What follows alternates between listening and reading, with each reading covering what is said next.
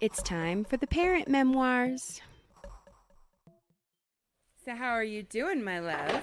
I'm good. I'm just glad I remembered this morning. I was like worried about it all morning. I was like, I can't forget. I can't forget. God. So to our wonderful listeners, we were supposed to record last weekend, and I Yes. logged in and was waiting, and Jess never showed up. Yep. And I was freaking out, not for the show, but just like, that's very unlike Jessica. And I was like, is everything okay? Right? What is happening? Do I need to send my parents over to the house? Like, did a bookshelf fall on you? Right? And I don't know what's happening. Yeah. Sorry about that. That's okay.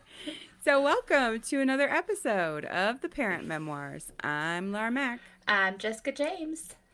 Okay, so we got a couple things that I had. I wanted to do a couple updates Yes. on a bunch of the cases that we've been following. Okay. But before we get into that, do you have any stories? Because I know I do. Remind me. I think I got some alcohol poisoning at my birthday party.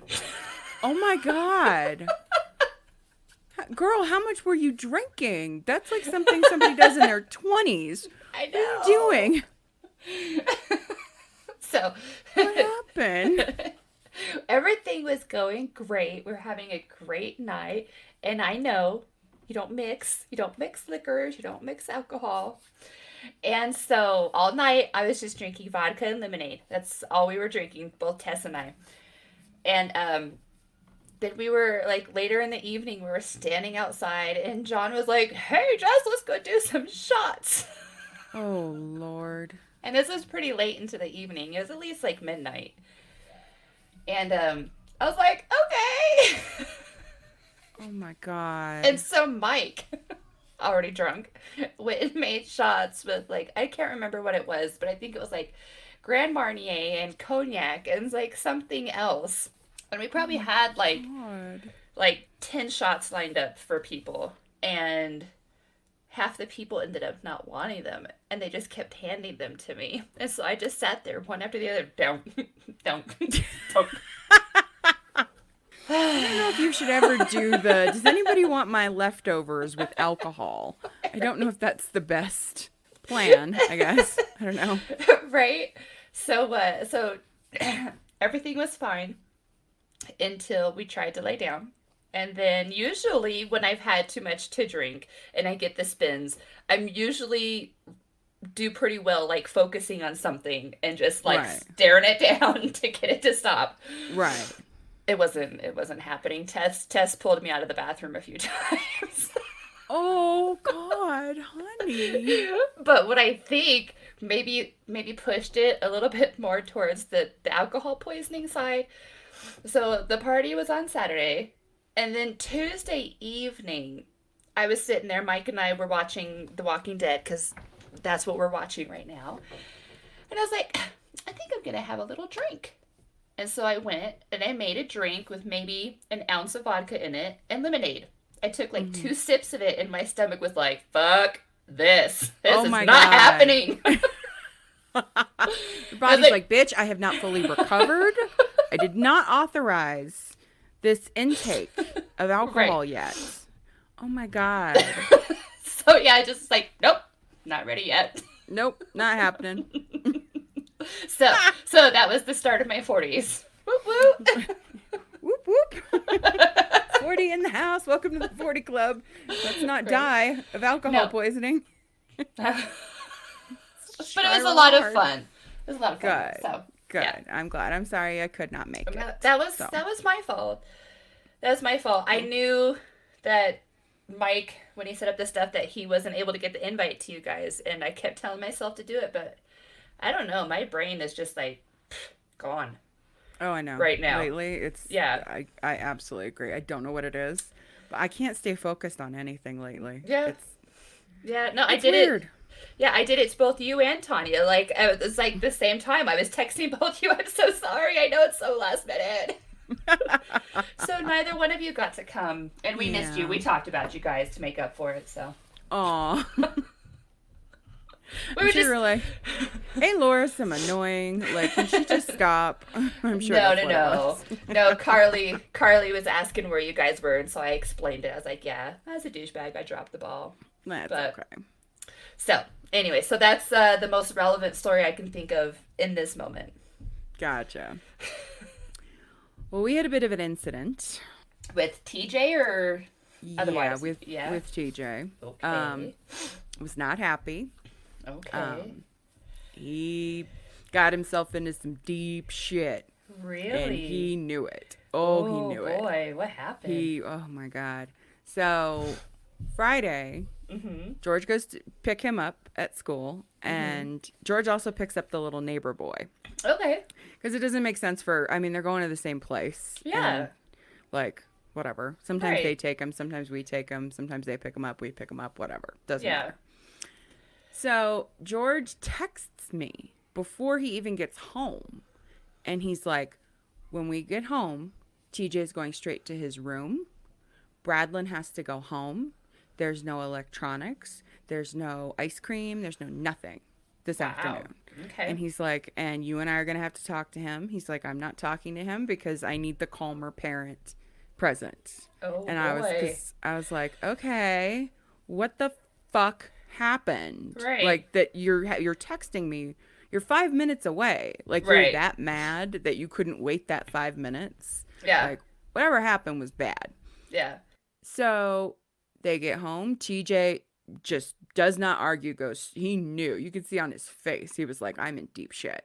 He goes in the house. Bradlin leaves, and George is like, TJ will come over to your house when he's off punishment. And George proceeds to explain to me how at school, there was, after lunch, all the kids go to the bathroom, right? Okay. And then they go back to class. Yeah. Well, all the boys went into the bathroom, and one of the little boys went into the stall, and the stall door was like the latch was broken, so it couldn't shut. Okay. So another little boy just accidentally walked in on this kid, like not intending to do it, but walked in on this kid having a private moment. Sure. Okay. And apparently everybody decided to bully this kid. And all the boys went over to this open door and were like pointing and laughing at him basically being naked. And TJ joined in. Oh, boy. Yeah. I will tolerate a lot, but I swear to God, I will not tolerate my child being a bully. Oh, no. Trust me. My kids know the same thing.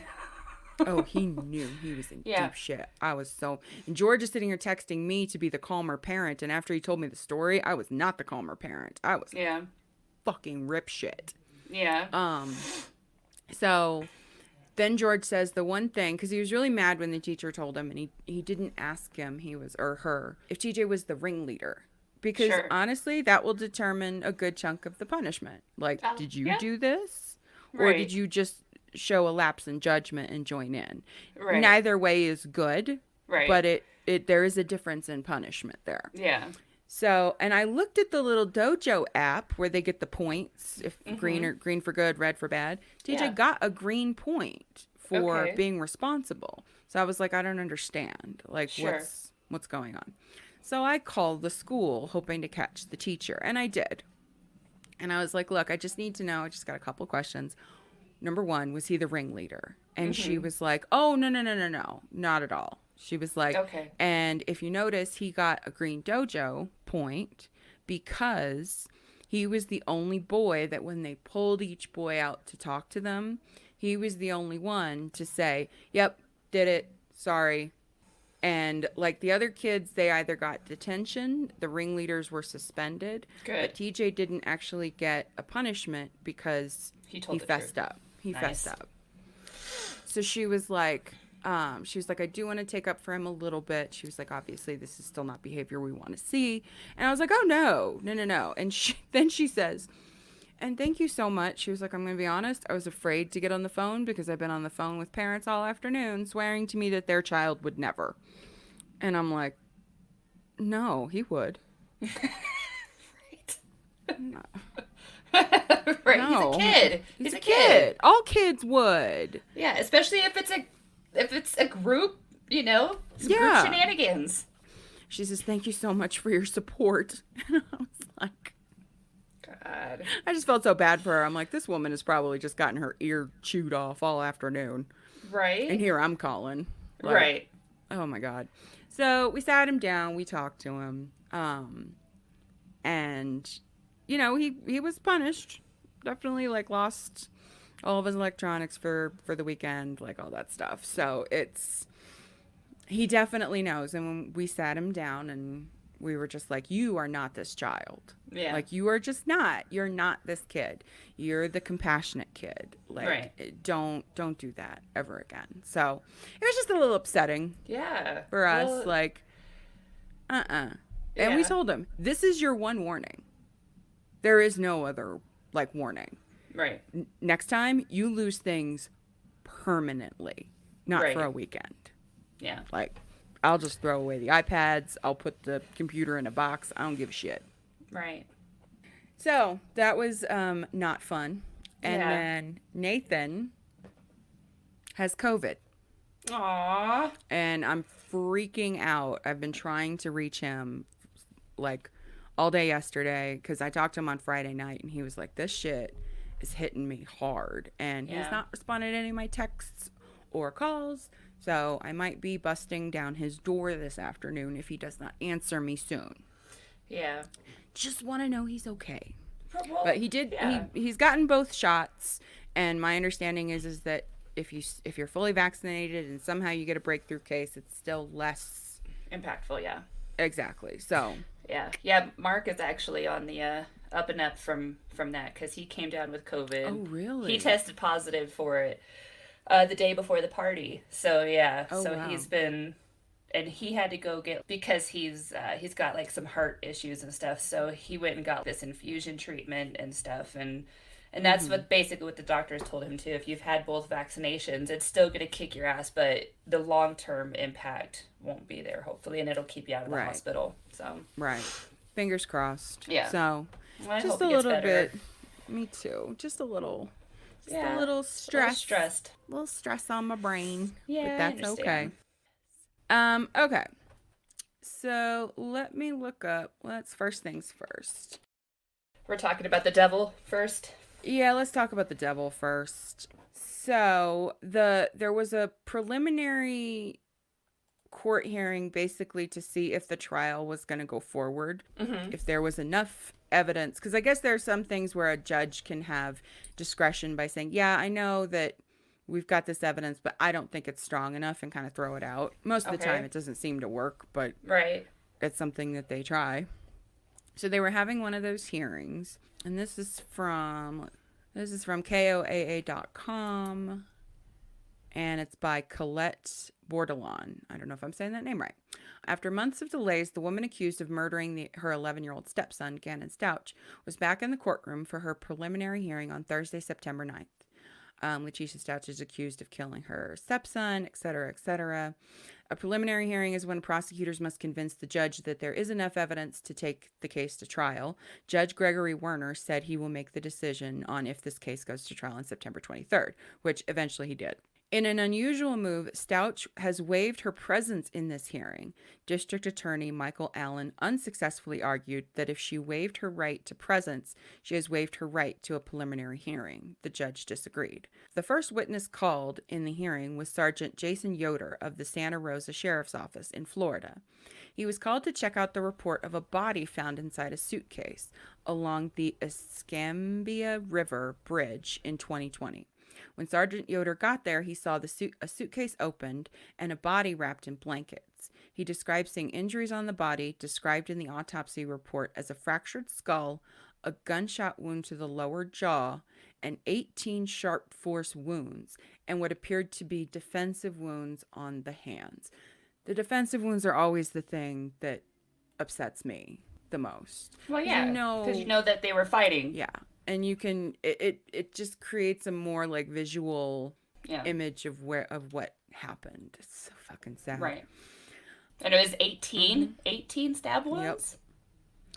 He later learned the identity of the boy as Gannon Stauch after a match was made using DNA analysis. According to the coroner who handled the autopsy, the cause of death is listed as a gunshot wound with blunt force trauma to the head. Okay, was this kid some sort of Bond villain that couldn't be killed? An 11-year-old, you had to shoot him in the face, in the jaw, and stab him 18 times? What? Why? Yeah. Next to testify was Kevin Clark, formerly of the Colorado Springs Police Department employee. He presented data collection from vehicles and Stauch's phone to track her whereabouts the day after investigators believe Gannon was killed. Oh, the trips include seemingly random trips in southeastern Colorado Springs, Falcon, and into Douglas County. This data gives insights into why investigators spent time in all of these areas conducting searches before the body was found in Florida.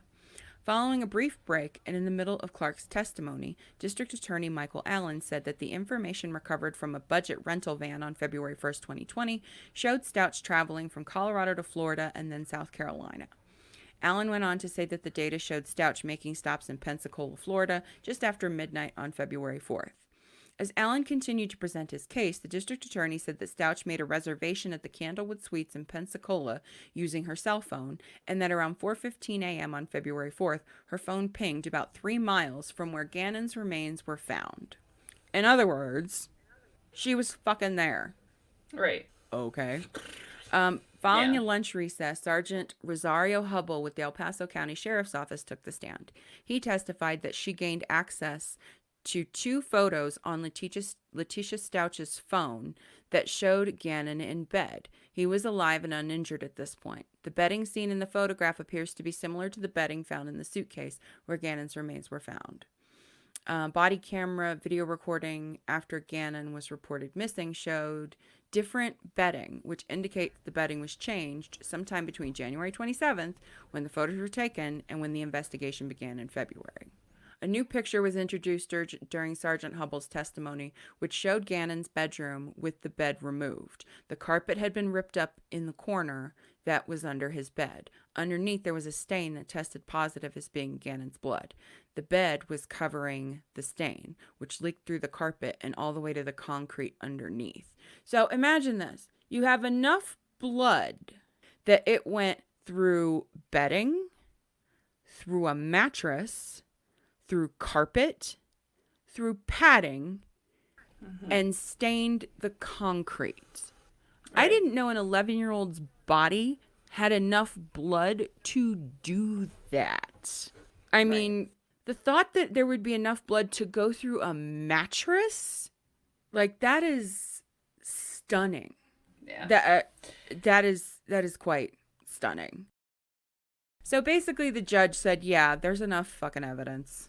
Don't be an idiot. So did the judge, just to clarify, did the judge agree that she doesn't have to be present during the trial? I don't know if she's waiving to be present in the trial, like, all the way through, or just through these preliminary hearings. I'm not sure. What, does it clarify? I don't. Stauch has waived her present. Okay, this is a key sentence. In an unusual move, Stauch has waived her presence in this hearing. Oh, just in that particular hearing. So I don't think she's asking to be, like, removed from everything. I feel like especially in these kind of cases, like, because I didn't even know that was an option, that you could be like, no, I don't want to go to court and sit there through this hearing. Well, that's why they're even calling it an unusual move. So I would hope that if she tries to do that, like, throughout the remainder of the trial, that they're like, no, fuck you, you're going to be there for this because you did this. Yeah, like you need to see what you did. Yeah, you got to listen to this. Absolutely. So that's the Letecia Stauch update. I don't really think there's too much more. The Lor Vallow case. It's kind of interesting. Let's take a look here. While you're pulling that up, do we know when her next hearing is for Stauch? It's a good question. Okay, I can look it up while you're looking that up if you want. Yeah, you go ahead and look that one up, and I'm gonna try to find this article here. So this is an article from September 30th, so just a few days ago. It says from KSL.com by Eric Grossarth, I think is his name. It says the autopsy report for Charles Vallow, Lor Vallow Daybell's fourth husband, who was shot and killed in 2019, is now available to the public. The 8-page report goes into greater detail about the findings of a Maricopa County medical examiner. Lor Daybell is charged with conspiracy to commit murder in connection to Vallow's death. Vallow was shot to death at the hands of Lori's brother, Alex Cox, on July 11, 2019. The report lists Vallow's death as a homicide caused by being shot by another person. The report details how 2 shots, one in the abdomen and one in the chest, led to his death. Cox told police on the day of Vallow's shooting death that he shot his brother-in-law in self-defense. Arizona police documents say those claims are not supported by evidence, and indicated that Vallow planned an intervention that day to confront her over an alleged affair with her current husband, Chad Daybell. The report shows the gunshot to the chest was from the front to the back and in a slightly downward trajectory. Police say this shot was fired while Vallow lay on the ground, likely after being shot in the stomach while standing. The shot to the chest damaged Vallow's heart, and the shot to the stomach damaged his left lung, according to the report. Vallow's body tested negative for drugs or alcohol.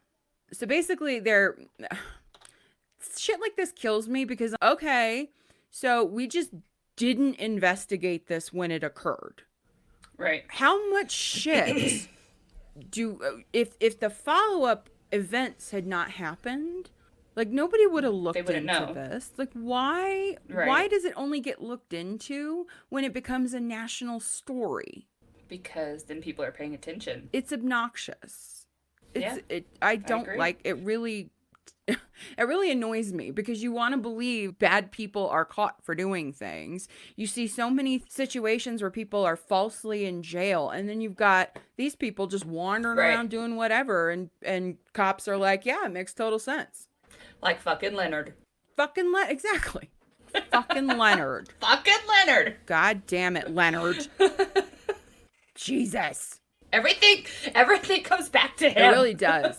Fuck, everything comes back to fucking Leonard. So apparently Lori is still crazy and she's still not competent, but they have agreed to charge them together. I think they wanted it separated, but they changed that. I don't know why this article is not reading, but it's not. But the prosecution has agreed to a change of venue for the Daybell case and motions for sequestered juries. So whenever the trial does happen, it's not going to be in that little Idaho community. It's going to be like, usually they go like 100 miles away or something. Like that's, and in the day of the internet, I really don't know if that really matters, but okay. Yeah. But they did agree to do it. Okay. All right. Good deal. And now this was what I really wanted to, let me find this. This is where, oh God, Chad Daybell's kids did an interview. Wow. These kids, or they're not kids, they're grown-ups. Right. But still, they're still his kids. They are, but they are so, like, what is staring them dead in the face? And I get it. It's your dad. I would have a hard time believing that this was my dad. I get that. Yeah. But the level of denial in these interviews is quite stunning. So this is by Nate Eaton from eastidahonews.com. Chad Daybell's children say their father was quote unquote framed and had nothing to do with the deaths of J.J. Vallow and Tylee Ryan. He was framed? Really? Really? No, honeys. In going through right now, like the Elizabeth Holmes trials going on and the people that still defend them, I get really annoyed with those people. I think they're stupid. But this, I just feel bad for these kids because I'm just like, no, honeys. No. Right. I don't think of them as stupid. I think of them as sad. It's just me. Yeah. Daybell was arrested in June 2020 after the remains were found buried on his property, et cetera, et cetera. CBS News correspondent Jonathan Vigliotti spoke to the Daybell children And in a preview released Monday, Leah Murphy said, "The time has come that we need to share our story. My father needs someone to be a voice for him, to let people know what's real, what we know," Emma Murray tells Vigliotti. The children have remained relatively quiet over the past 18 months, but Murray, Garth, and Seth attended their father's arraignment on June 9th. They wore masks, etc., etc. The prosecution are seeking the death penalty in his case. Everything that's happening, it eats at the soul a bit, Garth says in the 48 Hours preview. I think about it every day. When Vigliotti asked the kids if their father played any role in the deaths of JJ and Tylee, they all immediately respond, no. How is it possible children are found buried in your father's backyard and he had nothing to do with it? The reporter asks Murray. She replies, he was framed. Lor Vallow Daybell also faces multiple charges, etc., etc. Let's see. Continuing this interview, one of his children says, one of his daughters, or his daughter Emma, alleged on 48 Hours he was framed. According to People, she continued, this is his property. If there's bodies buried here, it would be attributed to him. When correspondent Jonathan Vigliotti asked, who framed your father? She replied, I think it's pretty clear it was Lori and Alex, referring to Lori's brother, Alex Cox, who died in 2019 of natural causes relating to blood clot per NBC. Emma said Alex came and left for periods of time, and we don't know exactly what he was doing. Son Garth Daybell recounted how the family discovered Mom Tammy's body at home 2 years ago. My room was down the hall, and I heard a thump. Garth shared per CBS, and I heard my dad yell, Garth, Garth, come quick, with the most panic I'd ever heard in his voice. After finding her dead, they called 911. My dad was just pacing back and forth, Garth said, just saying, why, how could this happen? Pointing at pictures on the wall. She can't be dead. Like, how could this be? What do we do? Since their mom had poor health, which this is the first time I've heard she had poor health, but okay. Mm-hmm. Since their mom had poor health, his kids said they were the ones who declined to have an autopsy performed, not their dad. The narrative is that he was going, no autopsy, but he was standing there in complete shock, traumatized, letting us make the decisions, Emma said in the interview. If he was trying to hide something, I wouldn't leave something like that up to my kids if I was trying to hide something. Well, if the kids are immediately going along with what he wants, why would he? Right. Because, and it's going to be more believable if it's the kids saying, oh no, she had bad health, we don't need to do an autopsy, than him. Yeah. You know what I mean? Like, it was months later that her body was exhumed and an autopsy completed, which stated her cause of death as asphyxia. Oh, I didn't think I realized that they announced her cause of death. So she was smothered. Yeah. Yet son Mark Daybell believes that, quote, doesn't necessarily mean smothered. He's, oh my God, the level of, like, you are competing in the Olympics of denial here. Okay. So just real quick here, because here's my thought on this. We know how fucked up Tammy was, right? How fucked up Tammy was? Wait, no, the mom. Lori? What was her name? Lori. Yeah, sorry. Lori. Okay. We know how fucked up in the head that she was. Brainwashed out of her gourd, right? Oh, I think I know where you're going with this. So, can you imagine being children of this dude? I mean, think of how much easier would it be to manipulate your own children than your spouse? Oh, you make a really good point, dude. If you grew up in this household with him, and he's probably been doing it their entire life, you know what I mean? Yeah. So he probably knew exactly what he was doing the entire time. You make a really good point. Honestly, it's, yeah. Oh, good Lord. So that's what I would have to assume is going on for them to be in so much denial of even fathoming the idea that this man was capable of any of this. Yeah. So Mark Daybell believes that doesn't necessarily mean smothered, he said. He went on, quote, there's more facts we need. We don't just say, oh, well, bye, Chad. There's still love. There's still connection. According to CBS News, the kids are steadfast in believing their father's innocence and feel there has been a rush to judgment. Honestly, there hasn't been. With how slow this has gone. Right. Before they actually I thought they should have been charged with murder a year and a half ago. Right. So I really don't. I'm not really buying this. There's been a rush to judgment because I will say this flat out, and I could be wrong, but I believe that if they weren't white, they would already be in jail.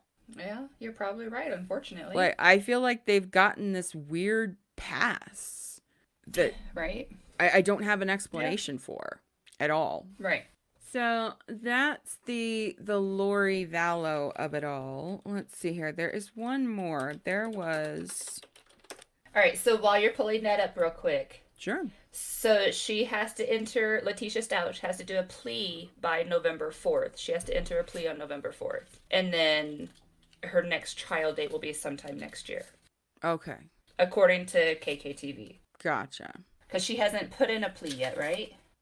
I thought she had, but maybe she hasn't done a formal one now that maybe they had to confirm that they were moving ahead with the trial. Maybe. And this is one story that I was like, yeah, okay. This is a follow-up on the Larry Nassar thing. Oh, okay. An FBI agent accused of failing to properly investigate former USA Gymnastics doctor Larry Nassar and lying about it later has been fired by the FBI. Oh, that only took, 4 years? Right.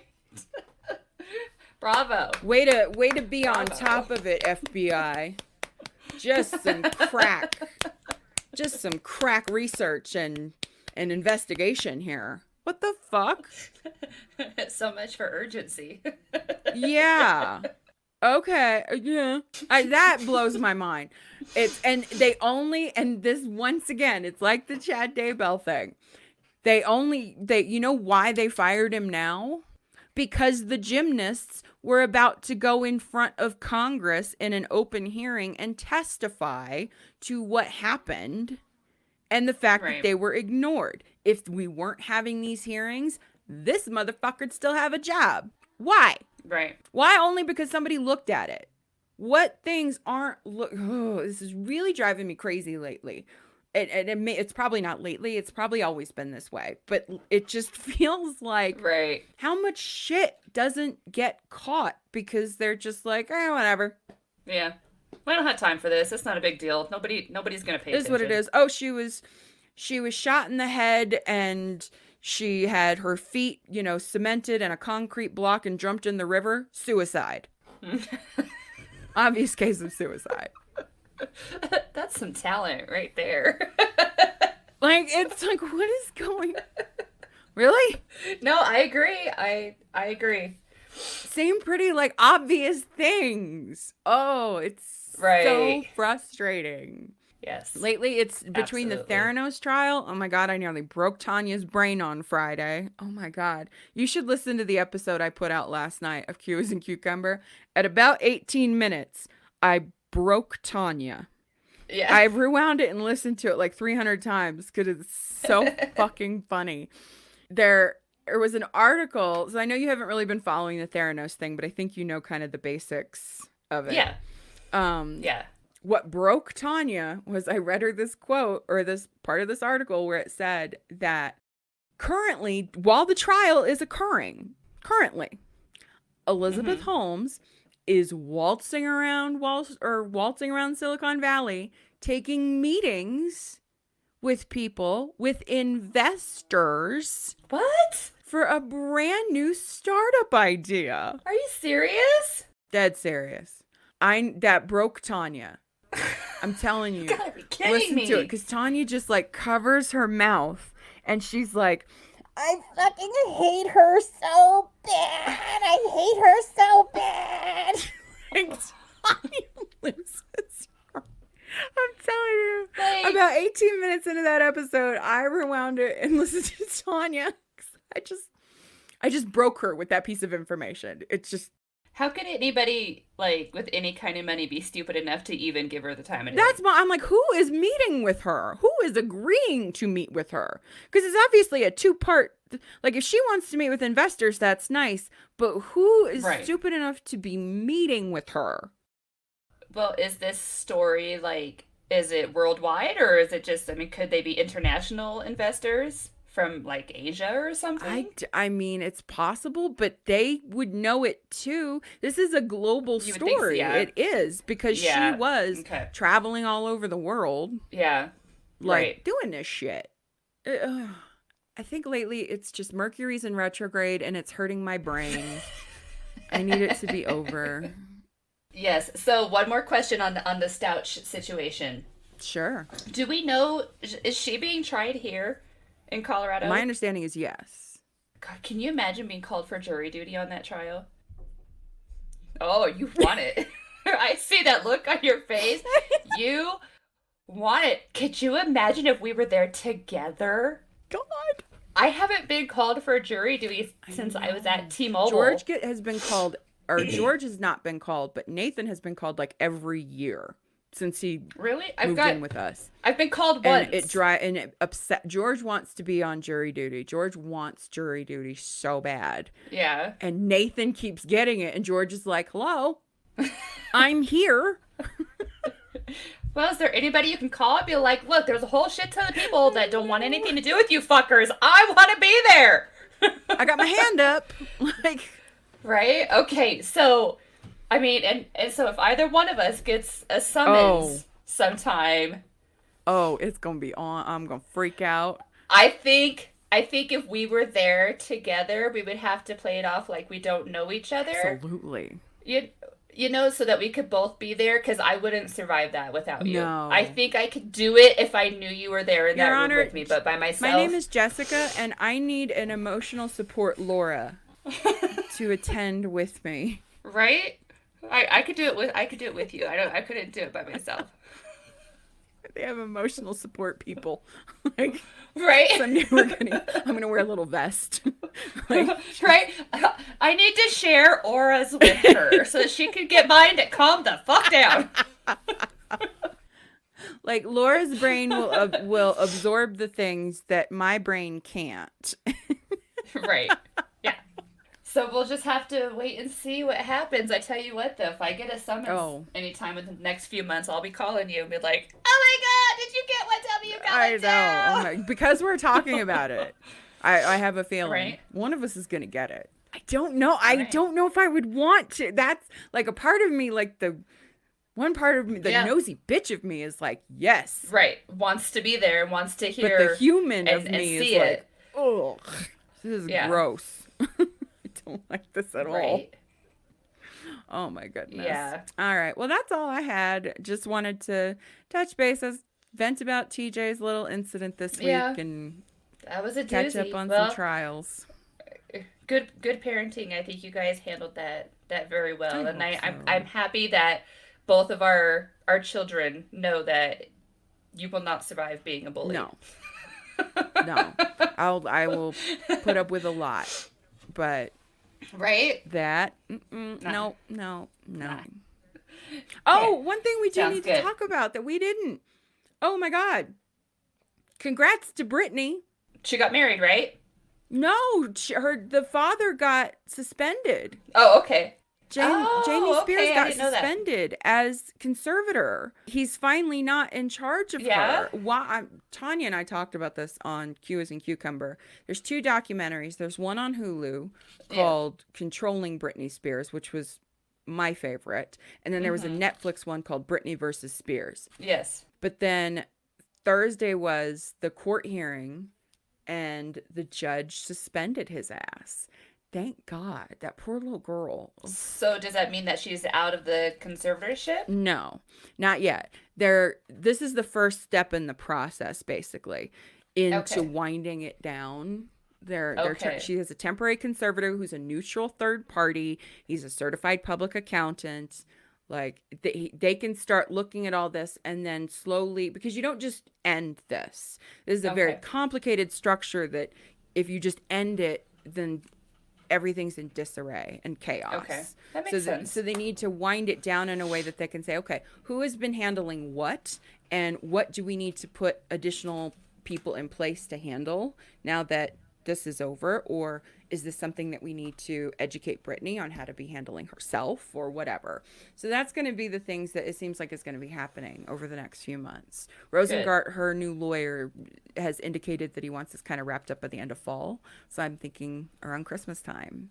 Oh, that would be such a great Christmas present for her. Yeah. Tanya couldn't believe it. And, you know, she's not really a Britney Spears fan. Yeah. But Avery, this is so funny. Avery called her and was like, or messaged her and was like, call me when you can. And about Britney Spears. And she thought, like, because they're getting close to baby. We're only 6 weeks away to baby. Yeah. And Hannah's had all kinds of health challenges. So she was calling him like, what's wrong? And he's like, nothing. Have you watched Britney versus Spears? And she's like, what the fuck? Why are you watching Britney versus Spears? What the fuck are you talking about? And Avery was like, you got to watch this shit, Mom. This is wild.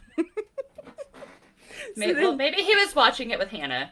And then she watched it and Tanya was like screaming at her TV. Like, you did what? Why? Why would you do this to this poor girl? They kidnapped her and put her on lithium. Aww. They quite frankly kidnapped this girl. They bugged her bedroom and they listened in on her private conversations with her boyfriend, her kids, and her attorney. Oh. Yeah. And then they lied saying that they didn't do it. But guess what? One of the guys on their on the security team, he was asked to destroy the recording, and instead he kept a copy. Go him. Thank you. Right? So don't try to lie about this, because there's proof. There's proof out there. Man, that's fucked up. It is fucked up shit, man. I'm telling you, watch those documentaries. We should talk about it some more. All right. It's wow. Okay. So congrats to Britney, man. I will try to watch it this week. Absolutely. All right. All right. So I think we're all wrapped up. If you guys want to share any topics, stories, whatever, send it to theparentmemoirs@yahoo.com. So until next time, I'm Lara Mac. I'm Jessica James. Love your faces. Keep it sane. Hey, Parent Peeps. Make sure to subscribe on iTunes or on your favorite podcasting platform. Stay strong, mommies and daddies. Love your faces.